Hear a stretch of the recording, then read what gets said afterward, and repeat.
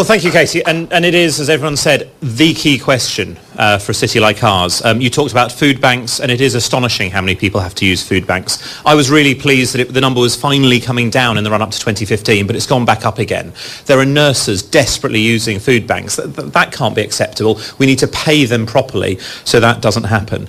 And I think homelessness is awful when you see it. We see some people whose view is that we should take rough sleepers and try to get them out of the way so we don't see them. We've seen this in Oxford with plans to fine rough sleepers, one of the most ridiculous things I've ever come across. We saw that here a couple of weeks ago with that awful incident of the man whose belongings were just thrown away by the city council because they were cluttering up the street. And I just think that's awful.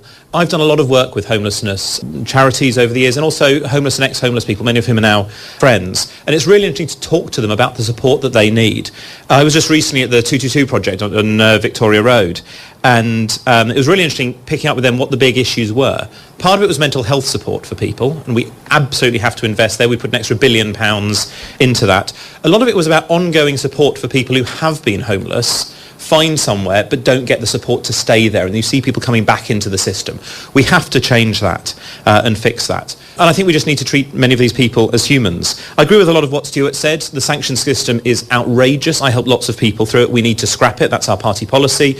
We also need to increase benefits. There's been a freeze from George Osborne, and sadly neither of the major parties says they'll reverse it. I rebelled in fact to say that we need to keep paying people up with inflation. That has to continue.